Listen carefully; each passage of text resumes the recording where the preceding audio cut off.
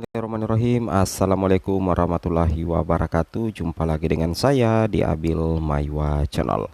Jadi teman-teman, channel ini merupakan channel pendidikan tempat kita berbagi tentang aplikasi pendidikan, Microsoft Office, serta tips dan triks komputer. Jadi pada video kali ini teman-teman ya, kembali lagi admin akan mencoba mengupdate ya informasi terbaru seputar perkembangan P3K Guru dan perkembangan undang-undang ASN. Ya, di sini yang kami ingin ingatkan ya kepada para pelamar umum teman-teman sekalian ya, bahwasanya untuk pelamar umum bersiap ya untuk segera melakukan resume ya di portal SSCSN terakhir tanggal 9 Oktober lusa teman-teman. Artinya hari ini sudah tanggal 7 ya. Tanggal 7 8 lah teman-teman ya. Jadi tersisa 1 hari lagi ya. Sekarang sudah tanggal 8 Oktober. Jadi otomatis besok ya adalah merupakan hari terakhir bagi teman-teman guru honorer pelamar umum ya tentunya untuk melakukan pendaftaran P3K Guru di portal SSCSN dan segera melakukan resum teman-teman ya. Seperti itu kira-kira. Kenapa?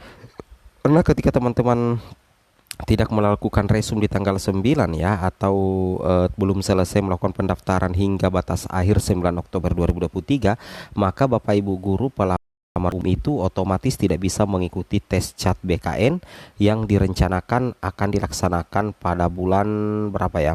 Pada bulan November ya. Nah, ini dia ya untuk pelaksanaan seleksi kompetensi itu sekitar tanggal 8 November sampai dengan 2 Desember dan 13 November sampai dengan 4 Desember itu adalah ada pelaksanaan seleksi kompetensi teknis tambahan ya. Jadi ingat ya.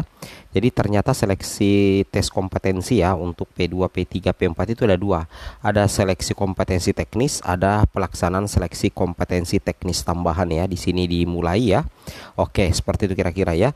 Terkait dengan hal ini, di sini kami mendapatkan kabar baik ya teman-teman perihal undang-undang guru dan dosen ya. Kita coba to the point saja ke informasinya ya. Di sini mungkin teman-teman ya kira-kira apakah sependapat atau tidak dengan artikel ini yang mengatakan bahwa zaman Susilo Bambang Yudhoyono menjadi presiden ya atau zaman SBY itu sekitar 870.000 honorer itu langsung jadi PNS. Kemudian di sini dikatakan PP turunan Undang-Undang ASN 2023 itu mulai dibahas teman-teman ya. Jadi sebenarnya yang menjadi penentu utama ya honorer ini bisa diangkat menjadi P3K part-time atau full-time atau penataan honorer ini akan kelar di Desember 2024 itu apabila PP turunan Undang-Undang ASN 2023 itu sudah keluar. Kenapa? Karena PP turunan Undang-Undang ASN 2023 inilah yang menjadi peraturan pemerintah yang lebih spesifik ya membahas mengenai honorer. Karena kalau kita hanya mengandalkan Undang-Undang ASN 2023 itu tentunya hanya bersifat umum ya, itu bersifat umum teman-teman ya. Yang bersifat spesifik untuk honorer itu adalah PP turunannya ya, PP turunannya tentunya seperti itu kira-kira ya.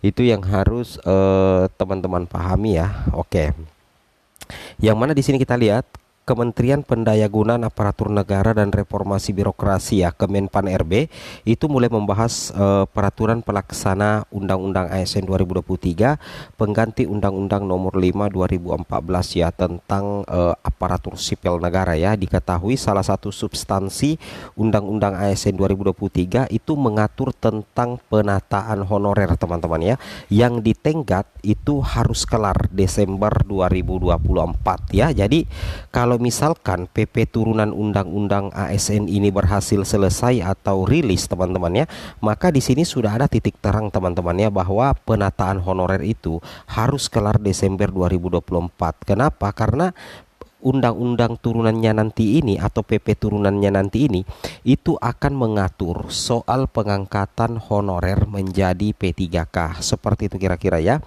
Nah, di sini justru dikatakan ya, namun belum ada keterangan resmi ya apakah rapat di kantor Kemenpan RB Jumat juga membahas rancangan PP manajemen ASN yang di dalamnya juga mengatur soal pengangkatan honorer menjadi P3K.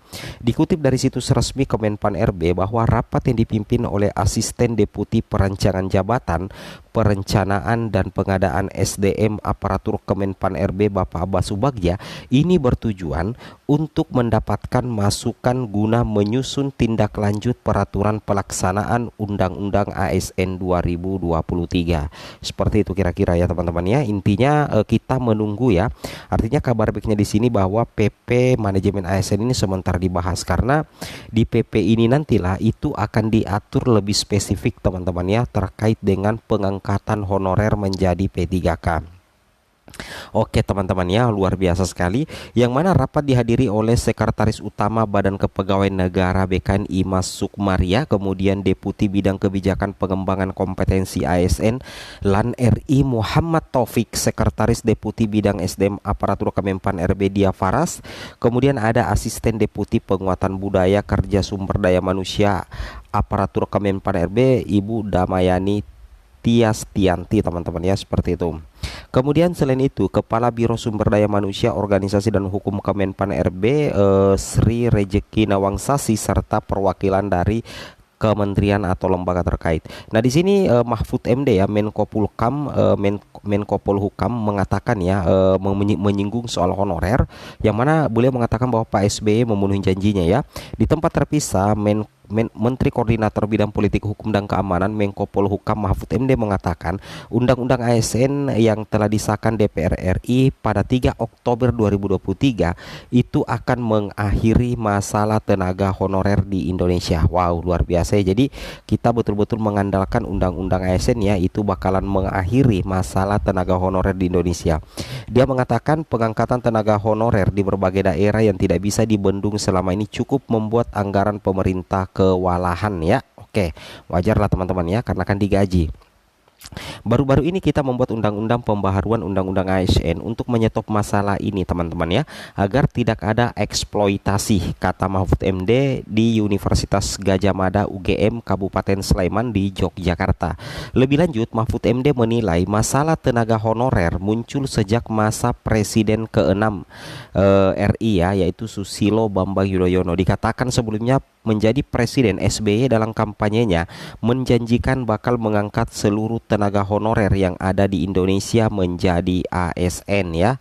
Nah, Pak SBY memenuhi janjinya. Pada waktu itu diangkat 870.000 orang honorer langsung menjadi PNS. Masih ada sisanya kalau nggak salah 50.000 orang yang mau diangkat pada tahun itu, tapi masih disuruh memenuhi syarat apa gitu. Namun kata Mahfud, saat ini jumlah tenaga honorer itu justru semakin membengkak menjadi jutaan orang lantaran hampir setiap kepala daerah yang baru itu membawa tim suksesnya untuk menjadi tenaga honorer. Ya, masuk akal sih ya yang dikatakan oleh Bapak Mahfud MD ya, bahwa seperti itu kira-kira. Dan memang ya PSBY di zaman PSBY itu hampir sekitar 870.000 ya honorer itu langsung menjadi PNS pada saat itu teman-teman ya. Tapi mudah-mudahan saja dengan adanya PP manajemen ASN turunan dari Undang-Undang ASN 2023 itu bisa memberikan titik terang terkait dengan pengangkatan ya honorer menjadi ASN. Ada keponakannya, anaknya dititip di sana semua menjadi tenaga honorer sehingga pemerintah jadi kewalahan ya. Mahfud MD menjelaskan dahulu sebetulnya sudah ada kebijakan bahwa di seluruh kantor pemerintahan tidak boleh ada tenaga honorer. Namun kata dia banyak bupati atau gubernur baru yang tetap melanjutkan pengangkatan tenaga honorer tanpa bisa dibendung. Ya, mudah-mudahan undang-undang ASN ini bisa mengatasi permasalahan itu. Sekian dan terima kasih. Assalamualaikum warahmatullahi wabarakatuh.